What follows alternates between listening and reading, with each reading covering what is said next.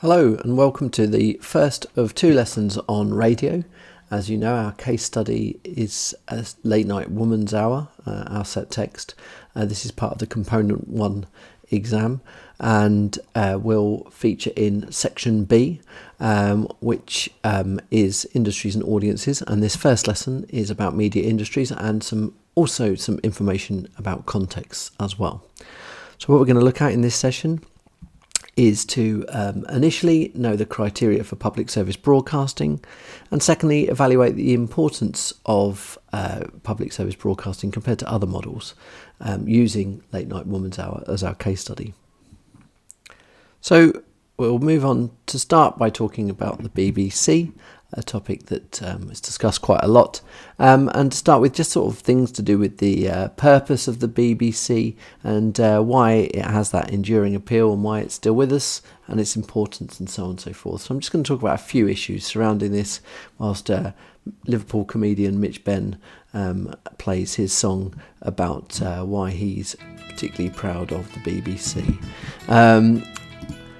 As I mentioned before, the BBC is affectionately nicknamed Auntie. This can be for a lot of different reasons, really. It seems to have stuck throughout the years, but I guess it's because the BBC has been an ever-presence in our society through difficult times, through wartime, through sort of disaster, and it's something that brings us together as a society. It's always there to host or to show the big global events, royal weddings, World Cups, Olympics. The BBC is always part of that, and it's got a sort of long and enduring appeal to many people. And of course, it's not universally loved. Some people really dislike it, but it's important to remember that actually it was the first broadcaster in the UK, and that goes for radio and television. So it's been a constant in a lot of people's lives, and it's relied upon in a lot of people's lives for things like news, current affairs, whilst also, as Mitch Benn references in the song, a lot of very, very entertaining shows as well. Sitcoms, soap operas, documentaries. Of course, David Attenborough, a sort of much loved national treasure, is based on the BBC and always has been. The BBC is famous for its kind of charity appeals as well, things like Comic Relief and Children in Need that have been going for nearly sort of 30-40 years now with some of those, and obviously the programmes that and the celebrity names that Ben runs through in this are iconic. They're things that people love over the years. However, we have to face the fact that fewer and fewer people, I should say, are probably using the BBC as we enter an era of streaming television, on-demand services, and the appeal that we might say, apart from the shows and the broadcasting, that remains for a lot of audiences is the fact there's no adverts on the BBC. Of course, in an era where we have streaming services, you can, to a certain extent, avoid that lack of advertising. And of course, with the arrival of things like Netflix, you can pretty much avoid it altogether. So I won't play the whole track here, just to remind you and get you thinking of some of the things that are the reason why people love the BBC or why it's had such an enduring appeal. But as I said, that does remain under threat and always under conversation, and that's because the BBC is obviously funded as a public service broadcaster. I've put the handout, the PDF on public service broadcasting below this video, and just to remind you of why it's so important. So, of course, the benefits of public service broadcasting are that it has that universal appeal, that it is there for everybody, no matter their ethnicity, age, gender, religion. The aims of public service broadcasting is to reach absolutely everyone, not only from an audience point of view, but also a representation perspective, looking at the fact that it has a responsibility and a duty to reflect and represent the nation that it is broadcasting in. And of course the UK is definitely a melting pot of different people, and maybe some other broadcasters don't always reflect that, much as in the same way as the film industry doesn't necessarily reflect the world that we live in. So the BBC has a responsibility to do that. It's funded by the public, it's funded by a licence fee, so it isn't not supposed to be in any way influenced by commercial concerns or influences in any way, shape or form. Big corporations don't have an influence on the content of the BBC, and neither should government either. There's no political bias on the BBC. There shouldn't be any kind of ideological particular leaning or agenda, although this is an area where some people feel that the BBC isn't true to its public service broadcasting remit. Interestingly, some people believe that the BBC is part of an old-fashioned establishment, that it's more interested in taking care of old-fashioned ideas and is in the pocket of numerous politicians, and therefore leans towards their perspectives and ideologies. Whilst on the other hand, some people feel that the far from being an old-fashioned kind of right-wing institution, some people feel that the BBC has moved too far to the left, that it is far too politically correct, that it is perhaps does too much in its bid to reach minority groups and represent every aspect of society, maybe not fully representing the voices of the majority. Interestingly, for me, that's always been proof that the BBC is kind of doing its job properly if it's criticised from both sides of the political spectrum. But I'm not suggesting that it's free from any kind of wrongdoing or sort of leaning in its way. It must be a very difficult thing to keep measured.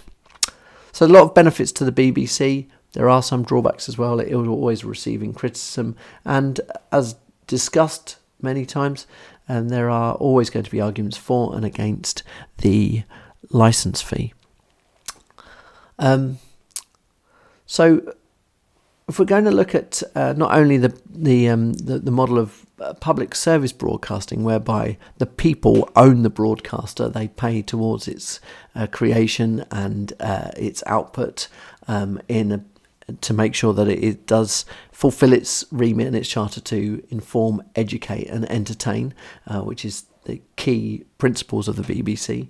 We should look at an alternative method of funding, and of course the main alternative to public service broadcasting is commercial broadcasting, where money comes from the money in programming and services and everything comes from advertisers. This is the way that ITV works, it's the way that Sky works, it's the way that Dave works as a channel, it's the way that all other broadcasters really operate, is that they're funded by commercials, by adverts. So just first question today, I want you to think about what are the benefits of this funding model over public service broadcasting. In other words, what advantages are there to being funded by commercials and corporate interests over a licence fee? And the follow-up question, rather predictably, is what are the potential problems with this funding model? Okay, well, I'm sure you've come up with a few ideas there, but just to give you a sense of a couple of things that might be considered, I think a commercial model actually allows for higher budgets across programming. It's something whereby that means production values of TV shows might be better. Look at any kind of science fiction drama from perhaps Sky's output and compare it to the BBC's, and of course you there's notable differences. As much loved as BBC's Doctor Who is, the effects and the production values aren't always up to the same standard as some other networks. There's also, of course, the fact that a commercial broadcaster doesn't necessarily have to follow the same rules and remits as the BBC to fit into public service broadcasting. It's freer with how it represents groups and so on and so forth. And you might see that as an advantage, as something that doesn't constrict writers in some ways. a commercial broadcaster can also put on whatever it wants that's very popular. So this is why perhaps there's more of a weighting towards reality TV shows and game shows and sport on other networks, because it doesn't have the same responsibility to make its programming more diverse. This doesn't come without its problems, though, of course. You will, if you do just play on the same programming, choose the same programs all the time, you will only get maybe a very narrow, even if there is a very big audience. In other words, you may be missing out on some niche audience groups, some different ethnic groups. Some people of different ages might not identify with your program, might find it hard to access and relate to. So you're missing out on some niche audience groups. That's one possibility that you might face. And of course, you're might not always get the absolute talent you want. You know, on the BBC, there is the new talent is valued, new talent is championed and nurtured, and so there's a lot of younger writers and actors and directors that get given a chance, even if that chance it leads to kind of mistakes that they wouldn't necessarily get in commercial broadcasters. So there are kind of swings and roundabouts to this, benefits to both the commercial broadcasting model and the public service broadcasting model. But let's look a bit more specifically at BBC Radio, because that's the medium in which we're studying for this scheme of work. Bit of background information: the BBC began life as solely a radio broadcaster. Obviously, radio was invented before television. Radio itself is one of the oldest and most traditional media industries. It's seen lots of changes over its history, never more so with the rapid progress of digital technologies. And as a consequence, the relationship between the audience and the product and the industry, those three entities, has changed a lot over the years. So a couple of things regarding language we use surrounding radio. Whereas we might refer to television channels or networks, the equivalent for a radio is referred to as stations. As with any broadcasting, radio can be split into public service broadcasting and commercial stations, just like TV. And within those definitions, there are national radio stations and regional and local radio stations. So again, both with the BBC as public service broadcaster and with commercial radio stations. Some radio stations are national, some radio stations are local or regional. And each radio station comes with its own profile. Now, a profile is a term that refers to how different stations are defined to their target audience through their brand identity, which may be defined, for example, by the presenters or the programme style. Of course, the profile of the radio station also includes the aims and ethos of that radio station. So here are a list of the national radio stations that the BBC makes and funds and creates content for. Radio 1, 1 Extra, BBC Radio 2, Radio 3, Radio 4 and 5 Live, 5 Live Sports Extra, Radio 6 Music, Radio 7 and the Asian Network. So next task, write a profile which outlines the target audience, style of programme, the aims and ethos of the station, include images and logos and specific presenters if possible. I'd like you to do one of these profiles for Radio 4 and 2 others of your own choice.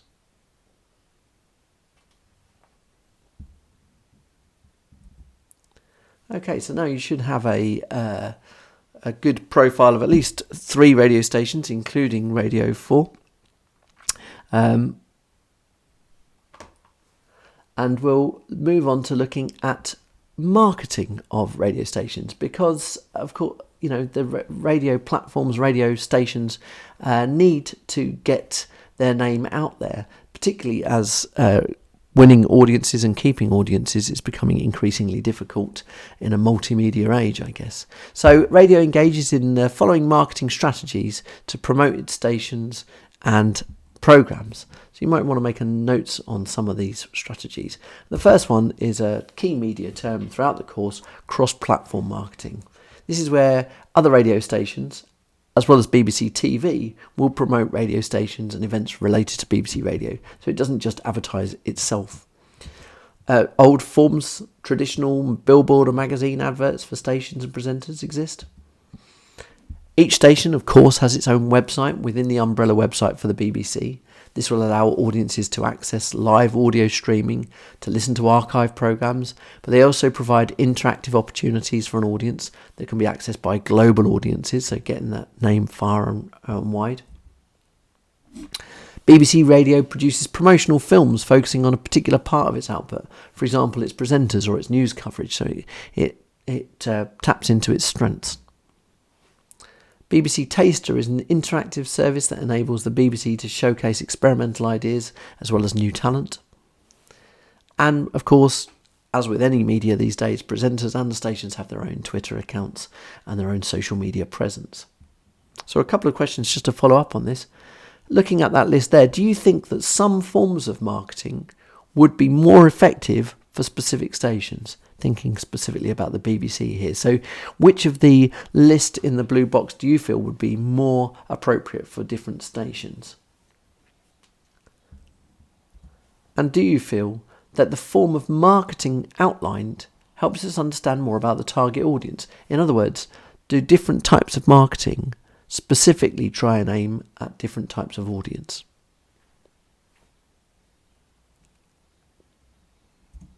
Okay, so you may have found some of this in your research, but I wanted to have a quick look at some of the specific marketing that radio stations do. I'm going to show you a promo for Radio 2 and for Radio 4. Whilst you're doing this, I want you to have a think about the message they want to get across about the station, and think about the techniques used in the adverts as well. These are online and TV adverts used to market something that is actually something you can only listen to. So it's quite interesting to see these particular adverts. Anyway, we'll start with the Radio 2 advert. Thank you, ladies and gentlemen. Thank you very much. I'd like to introduce some members of my group to you before we go any further.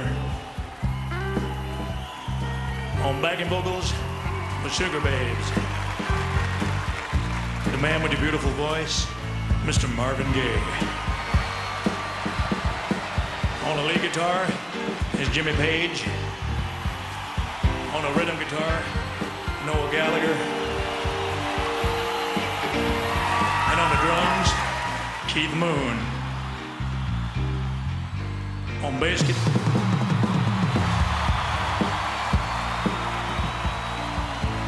guitar, Sheryl Crow. And finally on piano, the legendary Stevie Wonder. Play it, Stevie.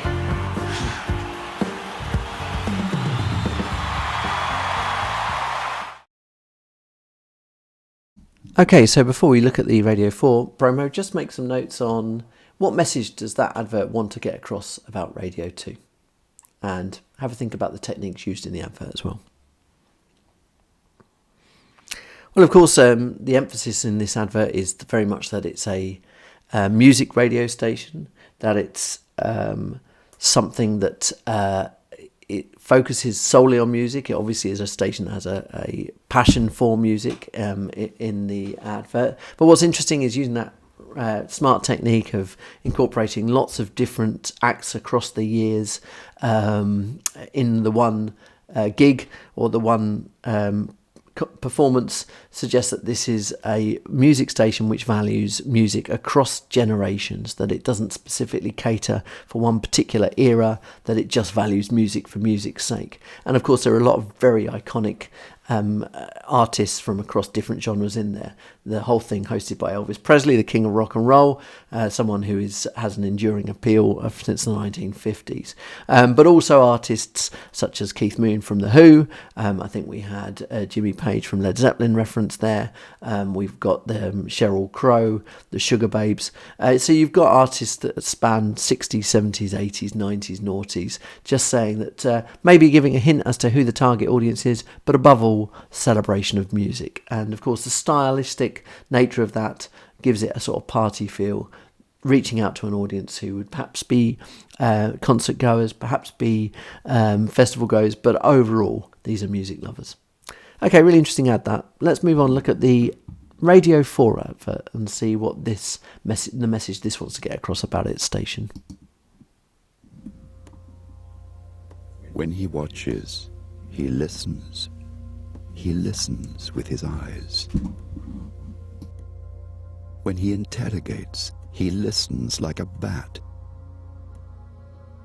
guiding himself through the dark according to how his signals come back to him. Don't give me your pretty smiles, he is saying, your clever frowns and raised eyebrows and indignant scowls. Give me your voice, and I will tell you who you are. When his wife deceives him, it is not her beautiful face that gives her away, but her beautiful voice. George Smiley listens with his whole body. George Smiley has perfected the spy master's art of listening.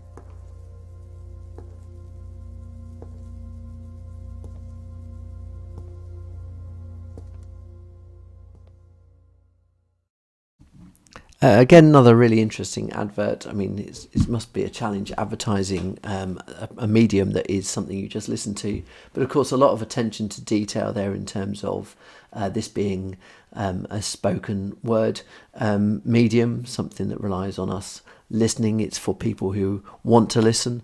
Lots of little clues and references to suggest that this is for people who like to pay attention in the small details. And of course, all the time we're listening to someone reading a novel, which we find out turns out to be a novel by Jean le Carré, the famous spy writer. Some audience members will have picked up on that already when they heard the character's name referenced. Other people wouldn't have known. But what it does mean is that we get an idea that this is a radio station that likes to pride itself on its maybe intellectualism. Prides itself on the ability to get people to really listen attentively and carefully, whilst also doing things a little bit differently as well. Maybe not giving spoon-feeding its audience, maybe asking audience to do a bit of work themselves, as it were, and that the audience would appreciate that. As the advert suggests, the two main differences between radio stations are that some are music-based and some are speech-based. So as we're looking at Radio 4, that's the network, or the station, that Late Night Woman's Hour appears on, we're going to look at some of the conventions of speech-based radio shows. So start off, just for you to scribble down your own ideas, what do you believe are some of the conventions of speech-based radio shows? Okay, I'm sure you had a few there, and that will depend on your own experience. Some will have found that last question more difficult than others, depending on how you listen or what you listen to. But in the rise of podcasts, I'm sure a lot of you had certain answers to this. Let me give you a few criteria. You can write these down as well. So, first of all, a presenter. Someone who acts as an anchor to guide discussion between guests and topics, or the chair of the panel show. There'll be discussions. Often there are groups of people discussing a wide range of topics. Often the show may focus on one key topic and then use that to divide into other areas. Talk radio shows often and famously use phone-ins. Phone-ins are a cheap, effective way of getting the audience involved and engaged, and people are encouraged to offer their own point of view, and sometimes that can lead conversations down some quite interesting areas, or make talk radio shows quite controversial and heated in argument. There are contributors. These might refer to as experts in documentary or news shows. These will be invited in. Sometimes they're high-profile people. Sometimes they're artists, politicians, people who work in a specific field to give their input to add weight to a discussion. Some talk radio shows are dramas. The soap opera is a genre that I'm sure many of you are familiar with on TV, the likes of Corrie, EastEnders, Emmerdale, Hollyoaks, and so on. But the soap opera actually began its life on radio. Radio 4 often dramatises plays and classics themselves, so turning literature into drama on the radio. Documentaries, again, something we associate perhaps with TV or specifically Netflix these days. But again, radio is a a fantastic outlet for documentaries. Sometimes they're themed around current affairs. They're sometimes music related, obviously. Sometimes they're biographies, and documentaries are a form that has often thrived on a radio platform. And of course, outside broadcasts. Whilst cameras have got smaller and smaller, the microphone has always been a lot less cumbersome than a camera. And so reporters, presenters and mobile studios can bring stories and features from different national and global locations. Flexibility of the radio medium, that means that they don't have to rely on visuals, and reports are a bit more immediate, often requiring less editing. The focus is on the human voice and sound effects more than it is the visual. So there you go, just a few conventions of talk-based radio. Now we can look at and move closer to our specific set text. And before we look at Late Night Woman's Hour, it's important that we consider the programme that it is actually a spin-off from. And that is the long-running Radio 4 show, Woman's Hour. So let me give you a few key facts for you to make a note of, all about Woman's Hour. Well, it was first broadcast in 1946. So it's... getting on for 75 years old now.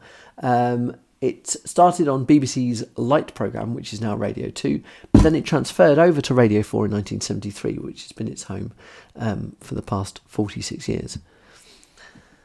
Magazine show, really, I suppose, is the best description of it. It consists of reports, interviews and debates on health, education, culture, political topics, and it's specifically aimed at an audience of women and mothers. Usually, as I mentioned, the ability to use radio for drama purposes, the last 15 minutes feature short-run drama serials. And as of 2013, the programme had 3.9 million listeners, 14% of which are men, so it's not solely a female audience, but it is a majority female audience. And this number is actually increasing. So in 2006, 4% were men, and that number has risen. So, little research task for you to do. Visit the Woman's Hour homepage on the BBC website. Make notes on the different subjects that are tackled and the different people are interviewed. What kind of tone would you say is set for the programme by the website? So what sort of feel does it give about the programme? And you can listen to an extract of an episode whilst you're doing this. So I'll play an extract now, and if you start conducting the research on the left. This is BBC Radio 4. Now it's time for Woman's Hour with Jenny Murray. Good morning. Now, just as feminism becomes a more respectable term adopted by large numbers of young women who don't refer to it as the F word or say, "I'm not a feminist, but," comes another debate about terminology. Are you a feminist or an equalist? Does feminism work only in the interests of women? And if so, should we all be equalists, working for equal opportunities for both? Well, Dr. Laura Waters is a fellow in pharmaceutical chemistry at Huddersfield University and calls herself an equalist. Charlotte Proudman is a barrister and a feminist. Charlotte, why a feminist, not an equalist? Good morning, Jenny. Well, I define myself as a feminist that supports the liberation of women. You see, in my view, we need feminism to address the fact that women are systematically disadvantaged because we are women, because of our gender. And equalists ignore the gendered nature of the oppression of women. So, for example, some equalists will argue that the reason only 23% of politicians are women is because of individual failures, because women simply haven't worked hard enough. But feminists, such as myself, we look at the reasons so few women are in politics and law and other spheres that are dominated by men, because of the structural inequalities that women face in every walk of life. Laura, why are you not a feminist? Good morning, Jenny. I'd say that I prefer to describe myself as an equalist. I believe in equal opportunity based on merit, regardless of gender. So I believe it's about getting the best person for a job, and it shouldn't matter anything about them. All that should matter is that they're able to do their job, that they're qualified, that they're experienced, and they're the best person. And everything else should be irrelevant. And I completely understand that in some cases this isn't true. But in my experience, in my job, then I think we've made great progress. And I do think that there is a lot of equal opportunity out there for us in science. But to what degree, then, are you ignoring the oppression of women? I don't think I'm ignoring the oppression of women, and I do understand some of Charlotte's points in that in some respects there are struggles, and it's not easy to be a female scientist, but I think my experience at the University of Huddersfield is a really positive one, and we have a lot of opportunities, and we're doing a lot of work to encourage women to apply for jobs and to progress. So in my experience, it's very positive. I do appreciate that some people don't have that experience, but perhaps what we could do is take some lessons from where it has worked well in my area and apply those to others. So Charlotte, it's simply a case of the best person for the job.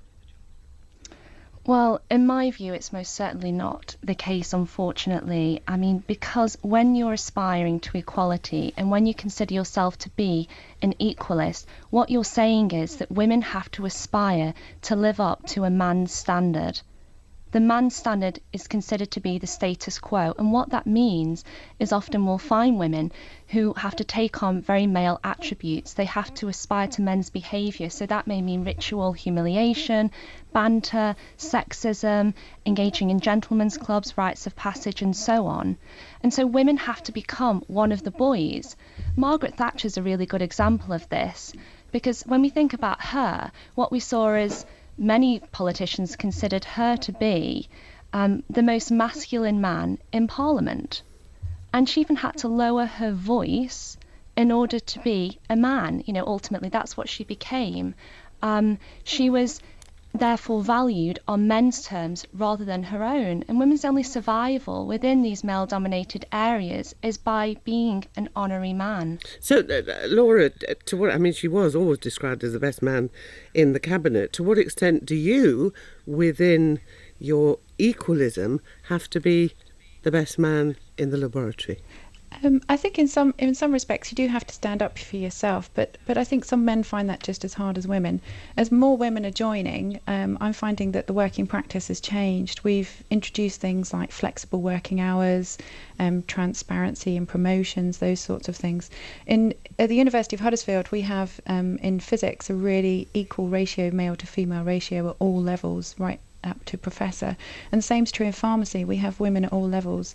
In some subjects that's not the case, and there is more work to be done, but my line manager's a woman, and our new dean of applied sciences, that's a woman as well. So we have positive role models, and I don't feel like we have to change our ways to be more male. I think we're absolutely fine just being the way we are. What do you do if the banter or the sexism kicks in? I think everybody has different ways of dealing with it, and I think it's a personal thing. But I know of men who would say that they find it just as much of a struggle as a woman. Like I said before, I can imagine in some careers then maybe it's not equal at the moment, and we need to work on that. But in my area at the University of Huddersfield, I think we're doing really, really well. So Charlotte, equalism is aspiring to a fairer deal for everybody, and things are beginning to change. Has feminism, this is a difficult question for me to ask, but had its day? Absolutely not. I mean, just the examples that Laura's just given when she says that sexism is an individual thing, you know, it's in terms of how individuals address banter and so on. This is not about individuals. This is affecting women as a whole. This is a gendered issue. This is often perpetrated by men. We don't see women being often sexist towards other women. This is very much a gender dynamic which permeates every sector and every sphere of life in which women are working. And they are discriminated often against because they're women. So, for example, women solicitors in the UK, I'm a barrister and I've often seen that women solicitors have been sexually discriminated against, and we know that a third of women solicitors have experienced sex discrimination. And yet how many of these will bring cases in terms of under the Equality Act for sex discrimination? Very few, because they know once they do, they'll be branded a troublemaker and all hopes for promotion will be dashed. So Laura, hang on, let me just put this to Laura. You're preserving the patriarchy, Laura. I don't think so at all. I think that we're working very hard to change things, and what we're concentrating on is the applications at the very beginning of the process. So how do we encourage more women to apply for the jobs, because then there will be more women on the shortlist, which increases the probability that a woman will be successful in the end at getting the job, and then those women can work their way up to senior management.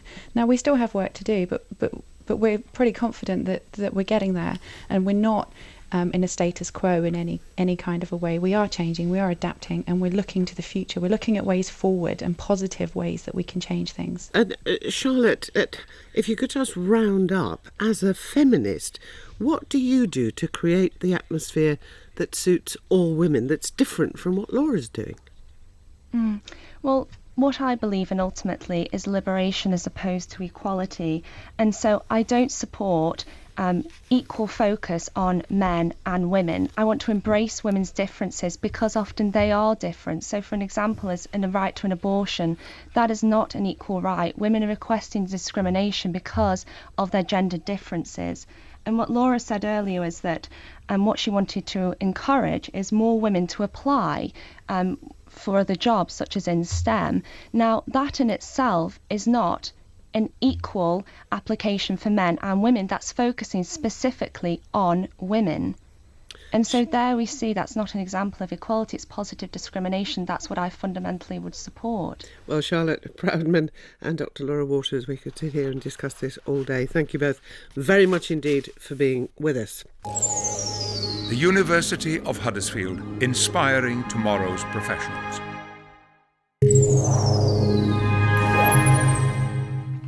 Okay, so that little snippet there, 8 minutes from Woman's Hour, a show that's been running for decades and decades now.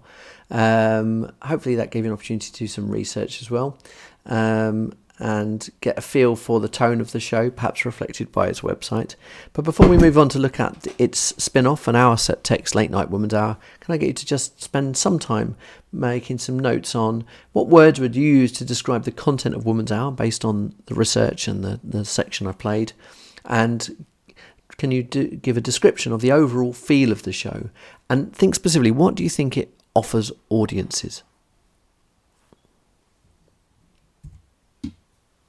Okay, so now we're going to move on to Late Night Woman's Hour, which is our specific set text for the exam, now that we've got plenty of background information. It's a spin-off from Woman's Hour. It was began in 2015.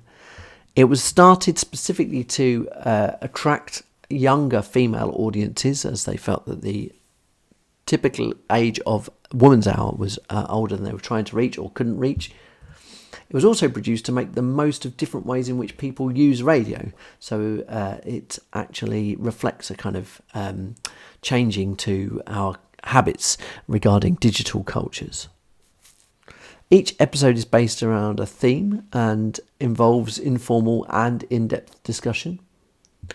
So typical themes could be female friendship, women in sport, anxiety, and so on.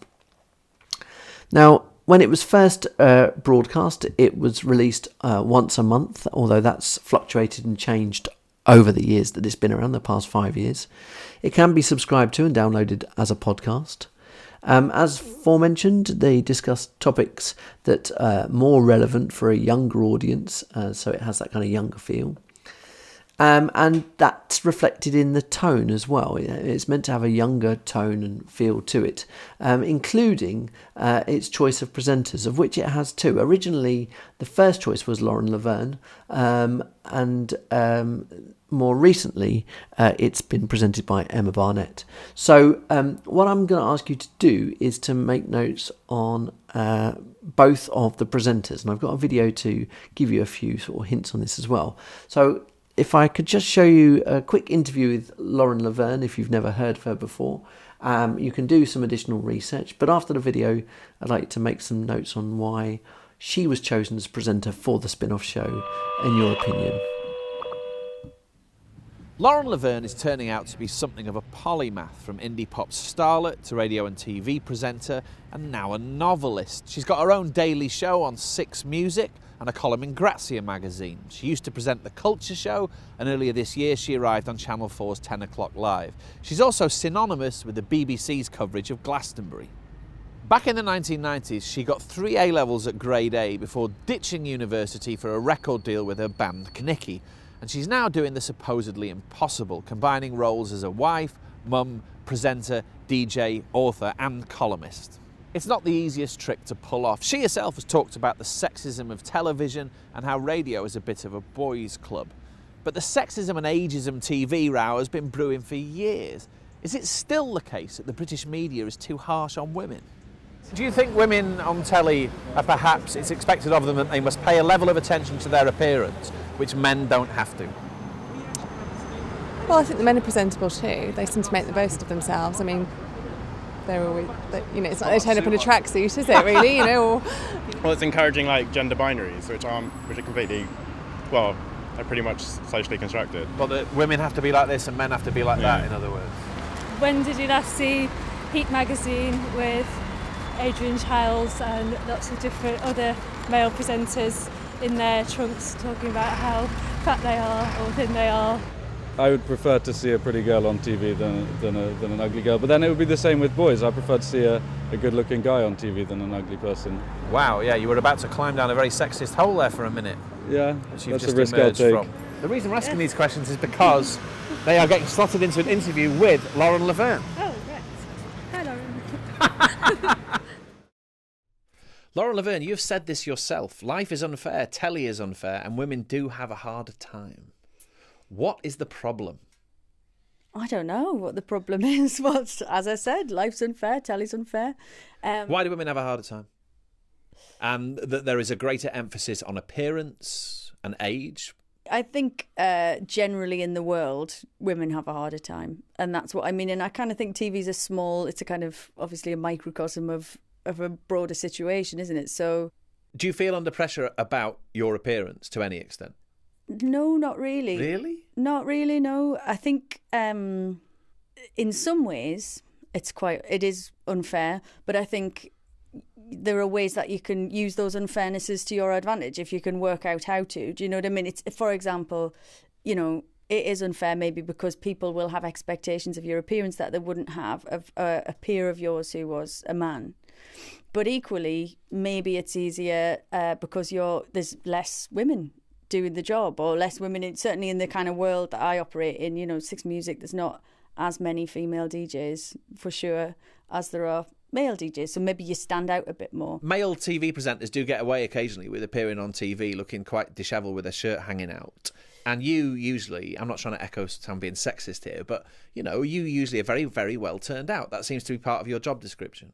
Well, it's also part of my identity, I think. I like dressing up. I've always liked dressing up and with my background, that is what you do in the Northeast. You kind of put your best face forward, and I'm from that kind of culture. So I've never thought of that as a kind of onerous thing. It's always something that makes me feel better and hopefully makes me able to kind of just forget about stuff and do a better job. Do you know what I mean? It's kind of, I think you can enjoy getting dressed up and looking nice, and if you do, then and I do, then maybe I'm lucky. It's a more innocent explanation than satisfying the demands of a patriarchal culture. You did at least toy with the idea and sort of slightly pursue having a solo career as a musician and singer, I did a couple of things. Yeah, I did sort of an EP, and I did a couple of guest vocals on like Mint Royale track, and weirdly that was like your bigger hit. Yeah, so that was really good fun, and I co-wrote that song, so that was lovely to write the words, and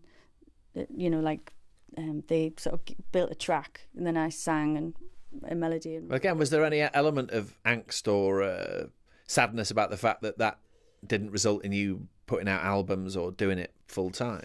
Not really. I'd started doing TV already at that point. When the band was right at the end of the band, I was doing both in parallel. I think like a couple of bits, and I really enjoyed that. And then I was going out with a guy who didn't think that was very cool. And then we broke up, and I just thought, well, actually, now I don't really have anyone who disapproves He didn't of... think being on TV was very He didn't think the TV presenter was not very cool. Well, you know, and it wasn't at the time. I mean, you know, when I was 23, there was not a vacancy for a kind of slightly geeky, thoughtful, kind of, you know, blonde girl who likes dressing up and wearing stupid clothes and also listens to Can. You know, that did not exist. Nobody was after that. You know what I mean? So I can see why he thought it wasn't cool, because it wasn't. But I really enjoyed it. So I just thought, oh, I'll give this a try and just see what happens. And so I moved back to London because I'd moved home in the interim, and it just kind of worked out. In your progress in TV, you've seen sort of both sides of it, in the sense that you've done pretty mainstream, you know, pop TV CD type UK. thing, CD UK and all Survivor. that. And you presented the Culture Show. Yep. Which is obviously on the more sort of chin-stroking, intellectual side of things. Griff-stroking, in the case of... Yeah, and you've talked about krautrock Mark music Kermit. and that aspect of Six Music, which similarly is not for people who necessarily go out and buy Take That records. It's a bit more high-end. Mm-hmm. And yet you also have a column in Grazia magazine. I mean, you have got those two sort of aspects of the worlds you seem to I'm inhabit. the shaded area in the Venn diagram, John. What's it like in the Venn diagram, in the middle of the shaded area of the It's Venn? quite nice. I mean, I've got a no-brow approach to... What did you say? No-brow? No-brow approach to kind of culture and music. And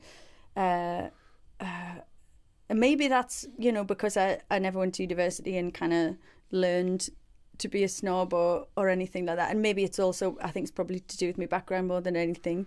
Explain what you mean. Well, my dad is an academic, right? So he writes books and kind of can do... What's his specialism? He's a sociologist, but he can kind of, you know, do some pretty chunky kind of reviews for the Times Higher or whatever about whatever academic books just come out. You know, he's kind of like a clever guy, but he's from a council estate. So I think maybe I just always feel like those things... books and culture and art and should be accessible to everyone, and if they're not, and if people are being snobby and exclusive, then actually they're probably dicks, aren't they?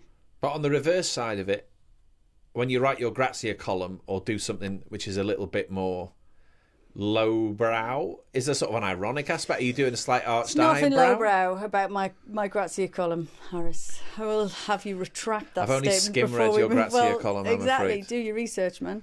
You're quoting Nietzsche every week. That's the truth, isn't it? Well, you know, I mean, I certainly don't dumb down my music selections for Grazia, and I don't think I have to. I mean, you know, I think that's also an assumption that kind of comes out of a belief that you couldn't really be interested in fashion and kind of celebrity stories and some of the more frivolous aspects of Grazia, and also have an interest that extends beyond that. Of course, people do. People are interesting and complicated, and actually it's fine to enjoy those things. And you might also want to go and listen to a weird record or read a slightly meatier book. And for me as well, the music side of it, it's all just pop music. Do you know what I mean? It's not like when I play a Can record, I think I'm like empirically a better person, or kind of, like than when I play. People do, but they're wrong. You know, they are absolutely wrong, because that's not what it should be about. You famously called the Spice Girls Tory scum. I know. I feel a bit bad about that. They're quite nice, really good. But well, only some of them were Tory scum, what in fairness. upset me about that was in response to Jerry Halliwell's comment that Mrs. Thatcher was the first Spice Girl, which I found depressing and, you know, upsetting, and made me really angry at the time. I mean, I was 18 when I said that. I wouldn't say that now, because not everybody who's a Tory is scum, and they seem all right. I met them; they were quite nice. But certainly, I would not say that Mrs. Thatcher is anyone I would ever want to kind of mythologise or say did anything other for women than mostly bad stuff. Because I think while it was great to have a female prime minister, wow, it would have been good if it wasn't her, wouldn't it? You have said that music is partisan. It's a sort of partisan business. It's about who's your favourite. Yes. Right now, who's yours? Oh, right now, well, it changes every day. I'm really into, having said I'm not a nostalgic person, really into a band called the Bandana Splits from Brooklyn, who are fronted by the singer-songwriter called Dawn Landis, who's done some very kind of country stuff. And they're like a three-piece vocal girl group who are kind of a redux of like the Phil Spector kind of Wall of Sound girl groups, but also like a little bit of Andrew's Sisters in there, and they're very cool. I really like them. So I will go away and listen to the Bandana Splits. I'm not sure you like them, but I like them. We'll give it a go. They're my favourite. I don't think they're yours. Lauren Laverne, thank you very much. Thank you. Okay, so as I said, make some notes on Lauren Laverne's background and why she was chosen for presenter of the show that I've just described to you, Late Night Women's Hour. The other presenter is Emma Barnett, who joined after Lauren Laverne, but is now more regularly the presenter of Late Night Women's Hour. So same thing again, I'm going to show you a short interview with Emma Barnett, and you can do your own research, but just make some notes and think about why she was chosen for the presenter of Late Night Women's Hour as well.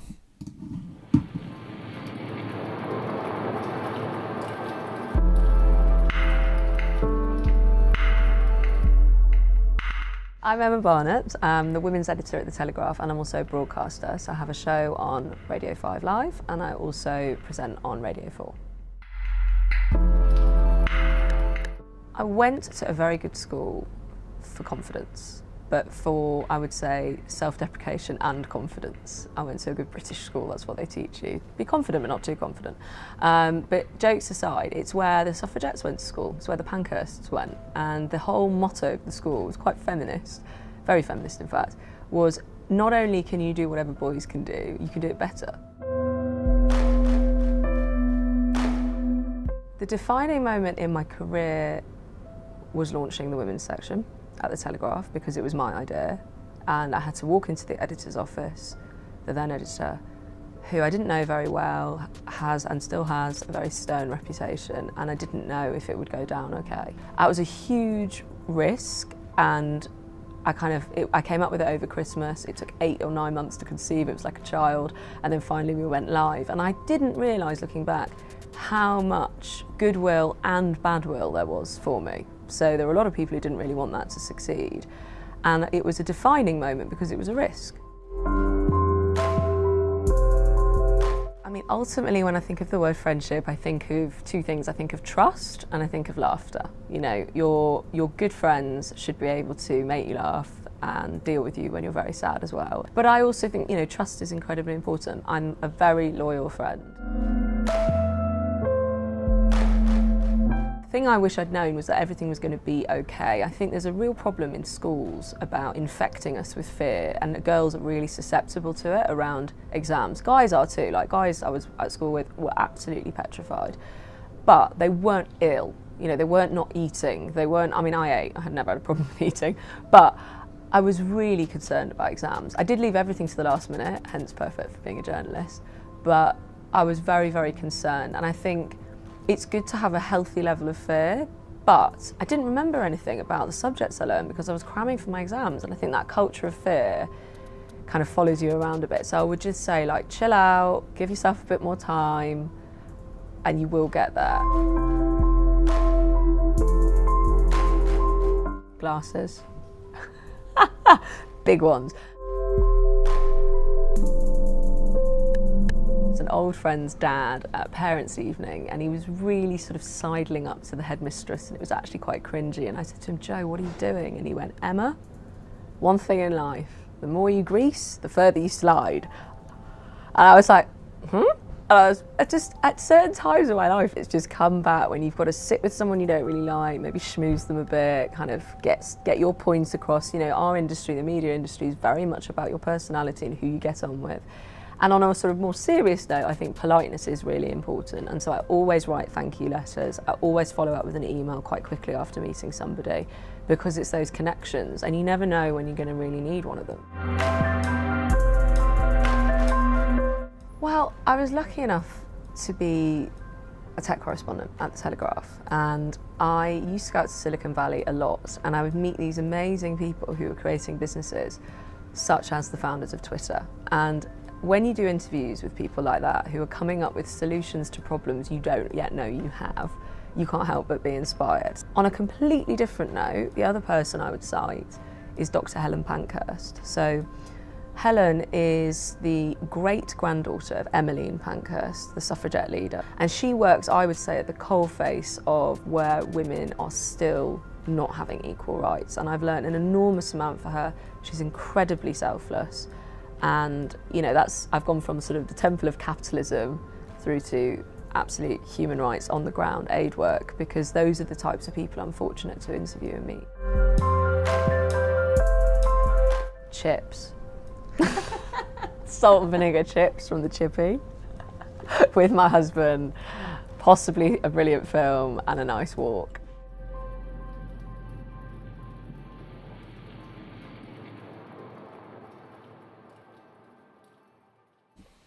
Okay, so as I said, make some notes on why you think Emma Barnett was chosen as a host or presenter for the Late Night Women's Hour based on what you know about the show. Okay, so we've done a lot of background and information on this. Let's actually listen to an episode itself. This particular episode is from July 2019, and it's about the ITV show, Love Island, which of course is hugely popular over the past few years. Whilst you're listening to this episode of Late Night Women's Hour, I want you to make notes on the following things. The format of Late Night Women's Hour, okay? What sort of, how does it go about introducing guests? How does it use guests? What kind of feel does the show have itself? Think about the host style. So this one is presented by Emma Barnett. What would you say about the way that she manages the conversation, and how does she present this show? Make notes on the guests. I'll come to them in a second. I'll give you their names. But why have they been chosen? What do they add and offer to the show? Look at the topics of conversation. Now, this is all about the TV show Love Island, but it uses Love Island as a way of moving between lots of different topics as well. And how does it deal with Love Island as a topic? Think about the tone of the show. How does it feel? How is it meant to feel? And sort of joining on from that previous point, how many different ideas are covered just by using Love Island as a main topic? Whilst you're doing that, I want you to think about the ways in which we can say that Late Night Women's Hour is evidence that the BBC fulfills its remit as a public service broadcaster. Remember, the whole point of so many shows is that to make sure that at least in some way they meet that criteria, and I think this is a good example. So think about that as well. And before we get started, before I press play, I'll just introduce you to the guests that are on this particular episode, because Emma Barnett goes through them fairly quickly. From bottom left, the journalist Yomi Adegoke. The top right is comedian Sophie Hagen, and on the top left is a journalist for Vice website Sing Sing. So we'll play the episode. Please make notes on the things in the pink box in the top left there, as well as why you feel the show is evidence that the BBC fulfills its remit as a public service broadcaster. Welcome to Late Night Women's Hour with me, Emma Barnett. BBC Sounds. Music, radio, podcasts. Love Island is over. It will be a relief for some. I haven't actually watched a single episode, but others will have been glued to every minute. This week, Late Night Women's Hour brings together Vice's Sing Sing, journalist Yomi Adegoke and the comedian Sophie Hagen to consider what we've learned from the series. Yomi kicks us off. I love Love Island. I love reality TV, full stop. I really do. I think it honestly really is one of the last few spaces, bastions of where people can just be dicks. People are terrible. I love... there's so many characters that I'm like, oh, this person's great, whatever, but there's no kind of I'm not looking at anyone in particular and thinking they're going to be better than anybody else because of who they are. I'm just they're on Love Island, so they all are probably quite bad. Do you know what I mean? Except Yewande, she's wonderful. And Amber and Michael, they're all great. But yeah, I do think that, for instance, a lot of it, I was just watching one of the tasks yesterday and it was you know, they literally had the girls dressed up as Playboy bunnies and they were eating carrots, like, in the most kind of suggestive, genuinely problematic way. Like, it just looked terrible. Anyone just, like, kind of flicking through it would have just been like, what on earth is this? But I do feel like it kind of is one of the last few spaces, reality TV generally, where, and which is probably why, like, it used to be a guilty pleasure in the way before of, like, kind of being like, this is shit. But now I'm actually guilty watching it, being like, this is probably really sexist, but I still love Love Island. And, like, I think, yeah, going to what you're saying, Sophie, about us all being problematic, I'm pretty sure I probably am problematic for, like, watching Love Island, like, not particularly... I don't know, like, there are all these kind of, and I'm definitely part of it, like, there are all these kind of, like, think pieces about what it means and in relation to women, and I definitely have written my fair share. But honestly, when I'm watching it, it's like a completely blank, like, I just blank out and I'm just like, oh my God, this is so stupid and fun. And, like, I think it's one of the last few spaces, as are certain other reality TV shows like Love and Hip Hop and, like, Real Housewives of Atlanta and stuff, where, yeah, a lot of the people are just, like, not great, but I think... kind of going to what you guys were talking about in terms of the male comedian, whoever the Homer Simpson's voice, like, I don't know why actor. I don't know why it's him, but you know, why not? That poor bloke. We're so sorry, but I think, yeah, it's the same thing of that expectation just doesn't apply to them, and I think especially watching like some, I mean, actually it does, but I'll get to that in a second. But like when I watch things like, you know, Love and Hip Hop Atlanta, like it's just so removed from any of these kind of conversations that. On the one hand, yeah, it is bad because they do like and say lots of problematic stuff. But I have to admit, it's quite nice sometimes for people to, not even just because it's completely mind-numbing, but also just for things to be taken at face value. I feel like there's so little performance. Like the people in Love Island, like there's so many of them say things. I'm just like, I mean, you guys must have seen it when one of the guys was like going to the hideaway with Maura and he just made the most stupid comment like, oh, let's see if she's all mouth then. And then she was like, what did you say? Oh, because she's obviously quite, like, sexually open and talks about it and stuff. And then she was like, oh, what did you say? And he was like, I said, let's see if you're all mouth then. And obviously I was pissed off on such a kind of, like, I was pissed off as I'd be pissed off if my friend sent me that in a WhatsApp, rather than me being like, this is what my Guardian column's going to be about on Wednesday. I was like, oh my God, what a dick. Like, do you know what I mean? And that wouldn't have been predictable at all that you wrote that in the Guardian. Do you watch Love Island? Oh, I mean, it is a guilty pleasure. I probably don't watch it enough as I should, because Vice feel guilty about your guilty pleasure. I feel guilty about it because Vice actually do a podcast called Vice Does Love Island where we talk about Love Island, and I help to produce it. And yet at the same time, honestly, it's every single evening. Yeah. I don't know how people do it. Yeah. The hosts have to watch it every single day. No, but the thing about Love Island is yes, it's producer actually, of podcast about Love Island. Please tell us. I think it actually brings to life a lot of behaviours that people talk about but never actually see in the flesh. So, you know, for instance, gaslighting, you know, when people talk about, you know, men kind of stringing women on, but kind of like women kind of feeling like they're being made to feel less than because the men are just kind of feeding them all kind of like that kind of conversation that came out of last year's Love Island over who were the two contestants at the centre of it? I can't quite remember. Adam and Rosie. To a point, and it was so obvious to a point when even Women's Aid and other women's charities came out and said, there's a perfect example of what we warn people about. This is it in the flesh. If you want to have a look at it, this is how it is in real life. And I actually think that's a really valuable conversation because you take these kind of terms that kind of exist on the internet, or you've heard people talk about it in women's magazines, and you literally see it right in front of you, you know, modeled on people in bikinis and swim shorts. So, you know, it's a very kind of immediate, direct way of educating people on a lot of the things and toxic relationship dynamics that can emerge. And I think the villa is such a tiny enclosed space that people just almost get put on their worst behaviour because they've got nothing else to do than to kind of revert back to terrible old sexist habits. And, you know, sometimes people in the villa are very good at calling them out. I think there was one guy yesterday who was very good at Michael, who was... I watch it far too much. Yeah, you do. Michael. Michael was very good at calling it out in another contestant. And, you know, you kind of see how this actually can actually be quite a good learning aid for people who don't understand what these complex terms like gaslighting can mean. You literally see it on your television every single night. I'm sure ITV commissioned it with the No, I mean, aim of being the evidence for charities across the UK as to not how to treat people. I mean, do you buy into Love Island as well? I Sophie? love it. Do you? And I get a lot of tweets. People are furious with me for watching it. Again, this whole thing about being told correct. off a lot. Your timeline I could sounds not care less. exhausting. I could not. It is so entertaining. If we just have to also give it up for whoever edits it, because it's art. It's actual art. It's actual art. Like the what was it, like a 45-second just shot of Tommy not knowing how to make tea, and it's just the most perfect piece of television of him going, "My mom makes my tea," and then someone going, "You put the tea bag into the hot water." It is just so beautiful. Like, oh, it's so good. But also, there you go, another advert for how to make tea. Yeah. It's just so good. It's so entertaining.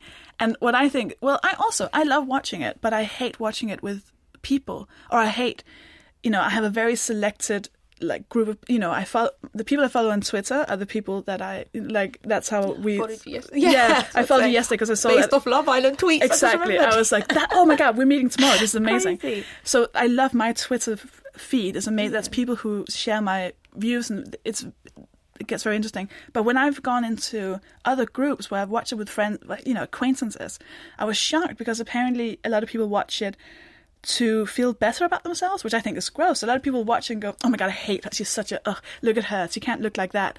And that is not at all how I watch it, or how the people I admire watch it, like on Twitter. So I think it can be toxic if that is how you see it. If you watch it and you think, "I wish I looked like that," or "Oh, I'm glad I don't look like that," where you can see it as such a human thing. I was so shocked. I watched the final with other people last year, and how people hated people on the show for not being in love with someone anymore. And I was so, sometimes that just happens. So people will be like, I think was it Laura and... Sometimes they get a fake tattau and Was send it a Wes? photo Yeah, to somebody else. That is very natural. We've all been there. So someone was it Wes who wasn't in love with Laura anymore or something? Yeah. And then she was first like, "Well, you should have told me earlier." And he was like, "Well, I didn't know till now." She was like, "Well, but you said yesterday you loved me." He was like, "Well, I did love you yesterday," Yeah. And that's such a human thing. We want people to be perfect. We've all been there. We've been dumped and been like, "But that is unfair." Like, well, sometimes love is very unfair. But you three have just told me, essentially, or certainly two of you, that you're not sure about having kids because bringing the people into this world that's so horrendous. And yet I have interviewed a couple of people now who've been on Love Island and have come off the back of. Which ones? Yomi's excited now. But they are now part of a growing group saying, we're not sure about the aftercare. We're not sure about what this says to young people about getting famous quickly. Yeah, I don't want to be, if you like, the annoying person who maybe is watching it in a toxic way. Hands out, I've never watched a single episode. But there is something really pernicious about reality TV that I feel it's so 20th century. I feel like we should be over it. I remember when Big Brother launched. I remember when that came into being, constructed reality. I mean, this is meant to be the era of reality, and it couldn't be further than reality. So I'm conflicted because I take the point about your point, which I think is brilliant, about the whole thing, the idea that we don't see these imperfections enough. We don't see gaslighting. We don't see these things unless a soap decides to create a storyline about it. But at the same time, it feeds into a lot of the toxic stuff that you may not be watching it about, but it's now part of our culture to behave in certain Love Island ways. I don't know. But people are aware of that, right? Like, that's why I get complaints when I watch that, or when I announce I watch that. But I get no complaints when I announce I watch Friends or any other kind of any other TV show, any other movie. But there is just as much toxic. It might not be reality TV because that's the only reality TV show I watch, but this is. But you're very rich after you finish filming a series of Friends, and you have a lot of people you can hire to be around you. You're also quite rich after you finish Love Island. If you play your cards right, not everyone is. Well, not everyone, but the hope is that's the point of getting on Love Island. You get and paid a lot to do posts on social media and all of that. But I meant, there obviously, Jeremy Kyle's recently been cancelled off ITV. They are really Ofcom, the media regulators, looking more into aftercare, training, the construction of these people's lives. Definitely. You know, it lives online about them forever. Let's say they don't make that much money afterwards. They then have to go on to have a real life. Yeah, I completely agree. That's one of the another third reason that I feel guilty when watching like my guilty pleasures, because I mean, obviously with the Jeremy Kyle suicides and the stuff with Love Island as well. I don't know. It's really weird because I feel like the aftercare is clearly not sufficient. But I do think in terms of what Sophie was saying about the people that do watch it with that kind of vicious and like cruel mindset, I struggle with whether I'm absolutely sure that, and I think this is my problem and why I still watch reality TV, is why I'm not sure that that's a reality TV specific issue. And I think as somebody who doesn't have the million followers that, like, you know, these people that sort of like, you know, do their thing in Love Island and then leave after like however many weeks, and they go off to like have loads of followers and like no aftercare. Like, I'm obviously not in that position, but as somebody that has like somewhat of a public profile, like I would say that like there are the behaviours that people exhibit when watching Love Island, they exhibit on a much smaller scale to me or any woman or any person that's in the public eye. Sophie said herself that when she, you know, watches it, she gets reams of abuse just for watching it. And I think, Zing, I'm pretty sure that you'd probably have experienced some... That's why I only tweet jokes about the Tory leadership election now. I think it's kind of a chicken and egg argument, and I do think that there absolutely needs to be some very serious like amendments to aftercare, because obviously it's on such a different scale. But I think it's an issue that existed pre-Love Island. I mean, we saw it with Big Brother, but I mean, I remember my mum used to talk to me when I was younger. She talked to me about how much she hated like Janine from EastEnders, and I was just like, Mum, you are aware this is a character. And she actually loathed her to the point of almost bordering on hating the actual actress. And then like I remember like reading all these stories about people like, you know, spitting at Janine in the street and like almost assaulting Phil Mitchell, because at that time it was people rallying around their TVs and watching like fictional characters and still not being able to like not blur the lines. So I think people, honestly, not to get back to the whole, people are just bad, but there are lots of really bad people that I think technically in an ideal society we should be able to watch bimbos in bikinis and airheads, like muscle-bound airheads in pants, running around a villa and shagging each other, and people should be able to watch it in the way we watch it, which is just for pure banter and enjoyment rather than them kind of like projecting. We're not at that stage yet, and I agree with that, but I think it is one of those things where you see the way people societal treat Love ills Island, were already there. it's kind of like people treat influencers that way. I've seen people literally the exact kind of critiques that they put at something. I mean, people are talking about Anna's body and her surgery and being like, oh, she's botched and she looks like this, but I'm like, oh my god, I see these exact comments under like influencers. This is how people talk about like Kim Kardashian. I know she's got a reality TV show herself, but there wouldn't be influencers, I suppose, without those shows. Yeah, and even some people that are influencers like there's certain people that have built followings outside of Love Island, but based on like image, like their appearance and aesthetic and stuff. And I just think we have so much work to do with just how we think we can treat people on the internet. Like, because I'm always thinking like if the internet didn't exist and Love Island existed in this kind of time like Big Brother did, I don't think it'd be as much of a scourge. I think the problem is that the internet, there's just I think we're honestly going to look back on it in like 10 years, maybe 15 years, and we're going to be like, how the hell were we allowing people to just comment on each other in this way, completely unregulated? Like the whole kind of like no comment sections on certain like platforms and websites. I just think eventually that's just going to be rolled out everywhere. I don't think that even on Twitter and stuff you're going to be able to talk to people in the same way, because it's just so vicious. So I'm saying all of this, of course, to legitimise my Love Island addiction, but I do honestly think that there's the Guardian column. Yeah, right.